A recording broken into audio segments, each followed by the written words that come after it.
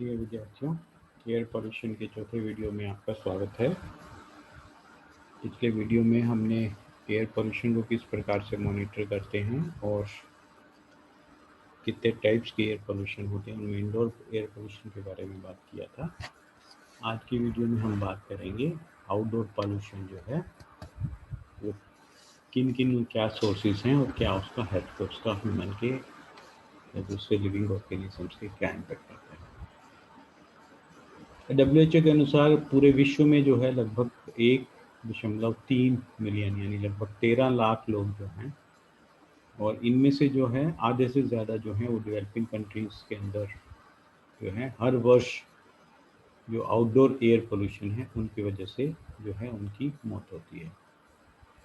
और इस तरह से जो अर्बन आउटडोर एयर पोल्यूशन है ये एनवायरमेंटल हेल्थ प्रॉब्लम के रूप में एक डेवलपिंग और डेवलप्ड कंट्रीज दोनों के लिए एक इम्पोर्टेंट जो है चिंता का विषय है। मेजर एयर पॉल्यूटेंट्स क्या हैं और उनके क्या इफेक्ट आते हैं। तो जो मेजर आउटडोर एयर पॉल्यूटेंट्स हैं उनमें ओजोन प्रथम है। ओजोन जो है ये जैसे हमने पहले बात किया था कि इसका जो प्रोडक्शन है, पर्टिकुलरली जो यूवी रेज हम लोग यूज़ करते हैं वो ओजोन को प्रोड्यूस करते हैं, और ये जो है लंग की जो फंक्शनिंग है उसको प्रभावित करती है, और उसके अलावा जो ब्रीदिंग को जो है पेनफुल बनाती है, और जो रेस्पिरेटरी सिस्टम है उसके अंदर इन्फ्लेमेशन कॉज करती है। दूसरा जो मेजर पॉल्यूटेंट है वो है पार्टिकुलेट मैटर।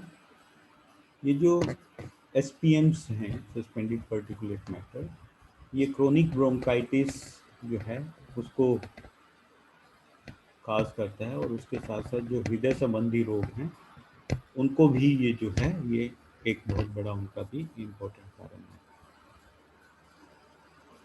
PMs का जो एक्सपोजर है ये एस्थमा अटैक को, या जो वीजिंग है, एक विस्लिंग साउंड आती है कफ हम ब्रीदिंग करते हुए,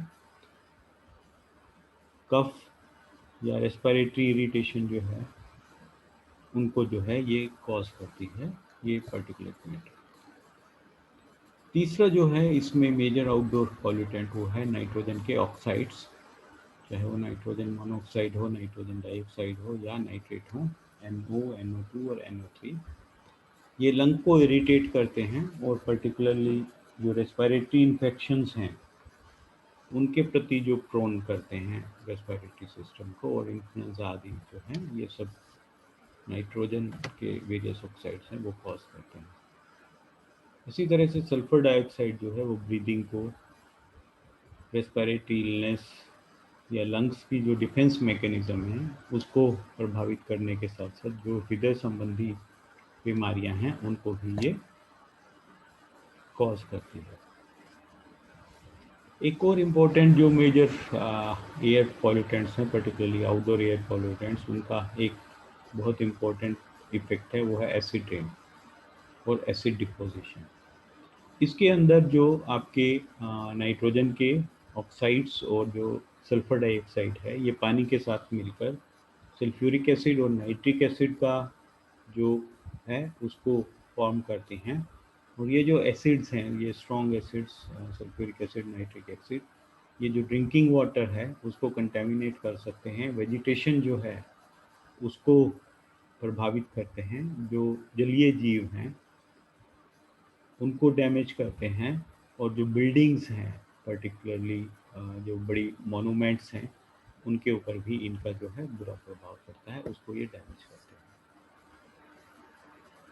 अब आउटडोर एयर पॉल्यूशन के क्या क्या इम्पैक्ट हो सकते हैं। ये इम्पैक्ट जो हैं ये हेल्थ रिलेटेड हो सकते हैं, ये इम्पैक्ट जो है सोशल और जो इकोनॉमिक एस्पेक्ट्स हैं उनको भी ये कॉज करते हैं। पहले अगर हम हेल्थ एस्पेक्ट्स की बात करें तो हेल्थ जो है कुछ ऐसे इफेक्ट हैं जो इन आउटडोर एयर पॉल्यूटेंट्स की वजह से इमीडिएट दिखाई देते हैं, और कुछ ऐसे हैं जो डिलेड इफेक्ट जो हैं वो हमें दिखाई देते हैं। इनके अंदर जो इमीडिएट इफेक्ट्स हैं ये रेस्पिरेटरी सिस्टम के संबंधित होते हैं, और एक्यूट ब्रोंकाइटिस आदि रोग जो हैं ये कॉज करते हैं। अगर एयर पोल्यूशन बहुत ज़्यादा है तो ये इमीडिएट डेथ, सफोकेशन के द्वारा इमीडिएट डेथ को भी कॉज करता है। जो डिलेड इफेक्ट्स हैं आउटडोर एयर पोल्यूशन के, ये क्रोनिक ब्रोंकाइटिस, लंग कैंसर, जो ब्रोंकियल एस्थमा है, एम्फीसेमा, या जो रेस्पिरेटरी एलर्जीज हैं उनको कॉज करते हैं अगर कॉन्टीन्यूसली बहुत लंबे समय तक जो है कोई व्यक्ति या जीव आउटडोर एयर पॉल्यूटेंट्स के प्रति एक्सपोज रहता है, तो ये सब बीमारियां उसके अंदर हो सकती हैं। इसी तरह से जो लेड है वो बहुत सारे बॉडी के सिस्टम्स को प्रभावित करता है, पर्टिकुलरली जो चिल्ड्रन हैं, जो बच्चे हैं, उनके अंदर ब्रेन और नर्वस सिस्टम के जो डेवलपमेंट है उसको भी ये अत्यधिक प्रभावित करता है। और हाई लेवल ऑफ लेड जो है ये न्यूरोसाइकोलॉजिकल जो डेवलपमेंट है उसको इम्पेयर करता है, उसको प्रभावित करता है, और इसकी वजह से बच्चों के अंदर आईक्यू में कमी आना, स्कूल में उनकी परफॉर्मेंस प्रभावित होना, और उनके जो कई व्यवहार के अंदर जो चेंजेस हैं, बिहेवियरल डिफिकल्टीज, वो भी जो हैं आपके लेड के एक्सपोजर की वजह से होती हैं। पर्टिकुलरली जो बुजुर्ग व्यक्ति हैं, बच्चे हैं या स्मोकर्स हैं, वो लेड के प्रति उनकी जो वल्नरेबिलिटी है या रेस्पिरेटरी डिजीज़ के प्रति उनकी जो वल्नरेबिलिटी है वो कंपेरेटिवली ज़्यादा होती है। इसी तरह से अगर हम सोशो और इकोनॉमिक एस्पेक्ट्स की बात करें तो ये जो है एनिमल लाइफ को और प्लांट्स जो हैं उन दोनों को डैमेज करते हैं। इसके अलावा जो मेटल्स हैं उसका जो करोजन है वो भी आउटडोर पॉल्यूटेंट्स की वजह से होता है, बिल्डिंग्स को ये डैमेज करते हैं। और इसके अलावा जो क्लींजिंग, जो मेंटेनेंस की, जो रिपेयर की जो कॉस्ट है वो भी इन आउटडोर पॉल्यूटेंट्स की वजह से बियर करनी पड़ती है। और एक तरह से हम ये कह सकते हैं कि जो है एस्थेटिक एक न्यूसेंस भी जो है ये आउटडोर एयर पॉल्यूटेंट्स जो हैं वो हमारे घरों को, मॉन्यूमेंट्स को खराब करके एक एस्थेटिक न्यूसेंस भी जो है वो प्रोड्यूस करते हैं।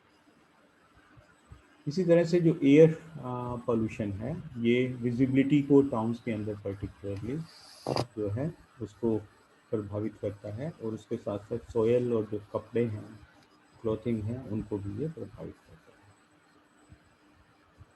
है। अब बात ये आती है कि पॉल्यूटेंट्स तो हमारे एयर के अंदर हमेशा मौजूद है, हम उनको किस प्रकार से कंट्रोल कर सकते हैं। तो पहला है जो WHO है उसने कुछ प्रोसीजर्स इसको प्रिवेंट करने के और कंट्रोल करने के दिए हैं। और ये जो पर्टिकुलरली पहले हम बात करेंगे इंडोर पॉल्यूटेंट्स को किस प्रकार से हम कंट्रोल कर सकते हैं या उनके अंदर हम कमी ला सकते हैं।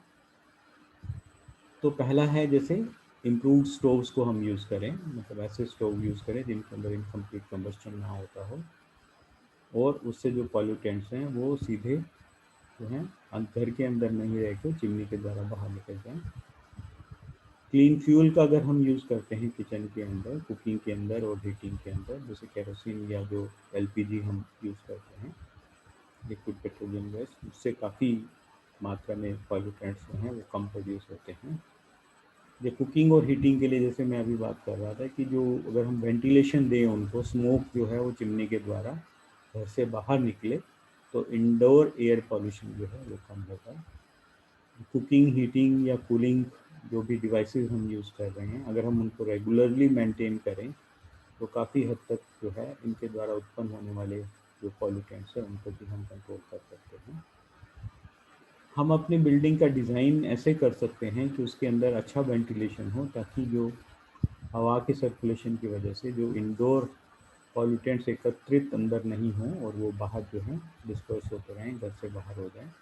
तो इस तरह से हम जो पॉल्यूटेंट्स हैं उनको डाइल्यूट कर सकते हैं, या उनको अच्छी वेंटिलेशन के द्वारा उनको उससे रिमूव भी कर सकते हैं।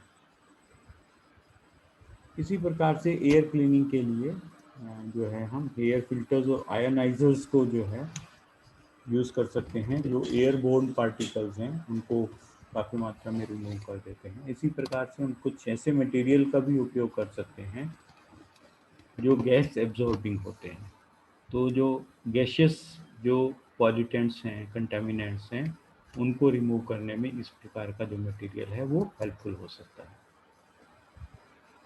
इसी तरह से एजुकेशन और एडवोकेसी जो है वो बहुत इम्पोर्टेंट रोल प्ले कर सकती है। अगर हम बच्चों को, परिवारों को और जो सामुदायिक स्तर है उसके ऊपर, और जो हेल्थ केयर प्रोवाइडर्स हैं, जो हेल्थ केयर वर्कर्स हैं, उनको अगर हम एजुकेट कर पाएँ कि किस प्रकार से हम इंडोर एयर पोल्यूशन को कम कर सकते हैं, तो उससे काफ़ी मात्रा में, काफ़ी हद तक जो है हम एयर पोल्यूशन को कंट्रोल कर सकते हैं। अब एनवायरनमेंट जो पॉलिसी मेकिंग है उसके अंदर जैसे एक framework, convention on tobacco control, की टोबैको को किस प्रकार से कंट्रोल करें, एक पॉलिसी बनाकर उसको कंट्रोल किया जा सकता है।